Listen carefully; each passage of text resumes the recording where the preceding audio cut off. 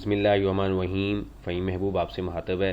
दुआ है कि अल्लाह मेरे और आपके काम में बरकत अता फरमाए, आमीन। आज का जो टॉपिक है इसमें हम ये देखेंगे कि अगर हमारा आउटपुट टैक्स कम है और इनपुट टैक्स ज़्यादा है, लेकिन फिर भी हमें 10% या 5% पे करना पड़ता है, यानी कि हमारा जो आउटपुट टैक्स है वो इनपुट टैक्स के अगेंस्ट 90% या 95% एडजस्ट होता है। ये डिफरेंट सिचुएशन है, कुछ इंडस्ट्री में 95% है और कुछ के अंदर 90% है।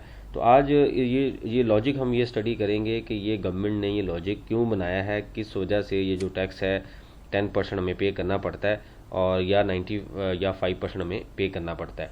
तो ये आपके सामने एग्जांपल है। यहाँ तक ये जो एग्जांपल है ये वो यहाँ तक हमने ओल्ड रूल देखना है, यानी कि जो एडमिसिबल क्रेडिट हम ये ज़ूम करते हैं कि इसमें एडमिसिबल क्रेडिट नहीं है।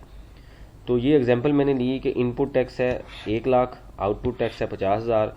तो हम अब अगर हम इसकी एडजस्टमेंट ना लें तो इसका मतलब ये है कि हमने गवर्नमेंट को 1 लाख रुपए दिया है और 50,000 रुपये आगे कस्टमर को चार्ज किया, तो 50,000 हमें रिफ़ंड मिलना चाहिए। ये हम ज्यूम कर रहे हैं कि हमें रिफ़ंड मिलेगा। अब नेक्स्ट मंथ में जाके क्या हुआ, अच्छा इस केस में गवर्नमेंट ने हमें टैक्स वापस कर दिया, यानी कि हमारी जो एडवांस में अमाउंट थी हमें वापस कर दी। नेक्स्ट केस में क्या हुआ, इनपुट टैक्स नहीं था और आउटपुट टैक्स 70 था और हमने गवर्नमेंट को 70 पे कर दिया। और मार्च में आके फिर इनपुट टैक्स नहीं था, आउटपुट टैक्स 80 था और हमने गवर्नमेंट को पे कर दिया। इसी तरीके से 1 लाख हमने गवर्नमेंट को पे किया।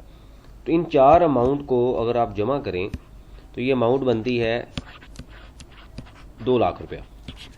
अच्छा हुआ क्या कि जनवरी में हमने गवर्नमेंट से लिया और अगले 3 माह में हमने गवर्नमेंट को पे किया। ठीक है, यहाँ तक आपने इस चीज़ को अंडरस्टैंडिंग बनानी है।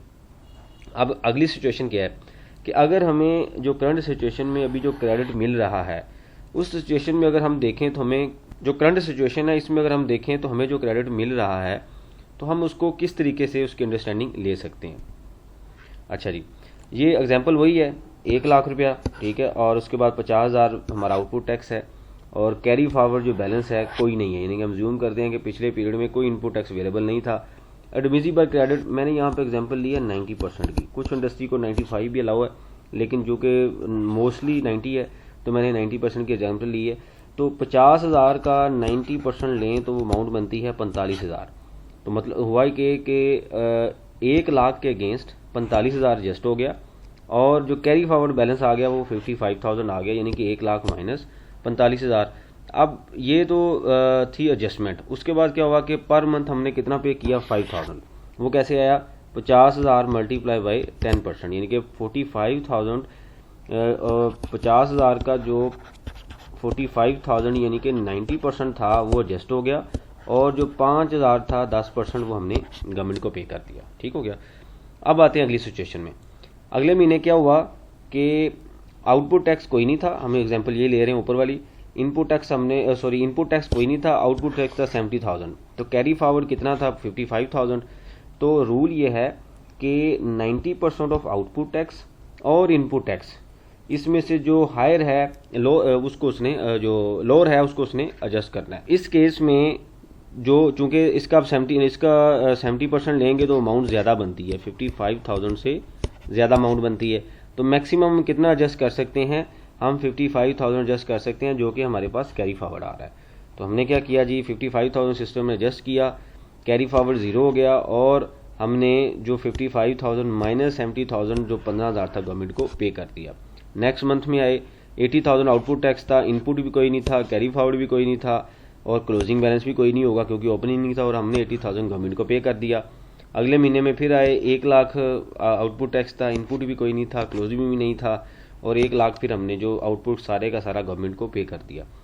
अब 55,000 जमा 15,000 जमा 80,000 और जमा 1 लाख अगर हम करें तो ये अमाउंट बनती है 2 लाख रुपया, यानी कि दोनों केसेस में गवर्नमेंट को अमाउंट 2 लाख की रिसीव हुई। पहले तो हमें ये क्लियर करना है कि हमने जो अमाउंट है गवर्नमेंट को पूरी 2 लाख रुपया ही हमने पे करनी है, यानी कि दोनों केसेस में। लेकिन हुआ क्या, हुआ ये कि इस केस में गवर्नमेंट ने 1 महीने हमें 50,000 वापस कर दिया, जो कि उसको गवर्नमेंट को या रूल्स को अलाउ नहीं है कि हमें उनसे पैसे ले रहे हैं। यानी कि रूल ये है कि टैक्स हमने पे करना है, बट अगर गवर्नमेंट हमें वापस पैसे करे तो ये इस रूल को यानी कि इस चीज़ को अगेंस्ट करने के लिए गवर्नमेंट ने ये एक रूल सेट कर दिया कि जी 90% की आप एडजस्टमेंट ले सकते हैं।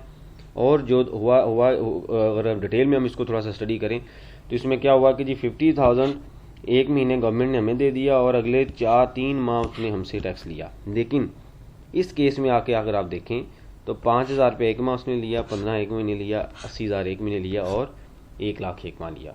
अब चूंकि ये जो डिपार्टमेंट है ये रेवेन्यू मेकिंग डिपार्टमेंट है, इससे बजट डिसाइड होते हैं, काफ़ी बड़ा पाकिस्तान का डिपार्टमेंट है, सारे जो टैक्सेस हैं यहाँ पे कलेक्ट होते हैं, गवर्नमेंट को जमा होते हैं। तो ये हमने एग्जांपल ली है एक टैक्स पेयर की। अगर एक महीने में सारे के सारा बिजनेस, जितने भी बिजनेस हैं जो टैक्स पेयर कर रहे हैं, अगर हम ज्यूम करते हैं कि जी टोटल बिजनेस जो टैक्स पेयर है उनका 90% लोग अगर इस तरीके से रिफंड गवर्नमेंट से लें तो वो पॉसिबल नहीं है गवर्नमेंट को रिफंड देना। इसीलिए गवर्नमेंट ने एक रूल सेट कर दिया कि 90% यानी कि 90% की एडजस्टमेंट और input tax which ever is lower आप एडजस्ट कर सकते हैं और हर महीने मुझे थोड़ी थोड़ी ग्रेजुअली अमाउंट रिसीव होनी चाहिए। अब इससे होगा क्या, क्योंकि गवर्नमेंट ने भी अपने जो डिपार्टमेंट हैं चलाने हैं, बजट को यूज़ करना है, डिफरेंट तरीके से इसको यूटिलाइज़ करना है।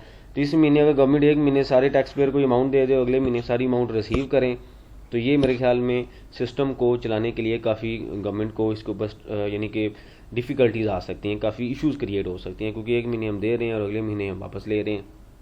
इसी वजह से गवर्नमेंट ने रूल बना दिया कि हर महीने आप एडजस्टमेंट लें 5,000 की, 15,000 की, जिस महीने नहीं है पूरा आउटपुट टैक्स पे कर दें।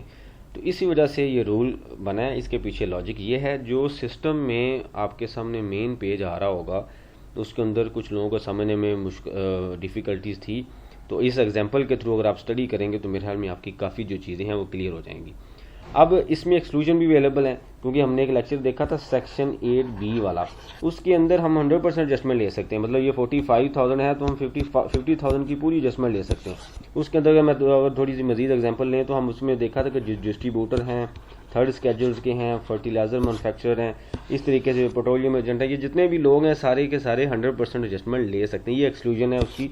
लेकिन ये जो हमने जब यहाँ पे जो डिटेल लेक्चर स्टडी किया है, ये 90% ऑफ द बिजनेस जो हैं वो इस कैटेगरी में फॉल करते हैं। अगर कोई आपका इससे रिलेटेड क्वेश्चन हो तो कमेंट्स बॉक्स में मेंशन करें, हम कोशिश करेंगे कि उसका रिप्लाई करें और जो इस तरीके से जो दूसरे लोग हैं वो ज़्यादा से ज़्यादा इस चीज़ को सीख सकें। थैंक यू वेरी मच, जज़ाकल्लाह।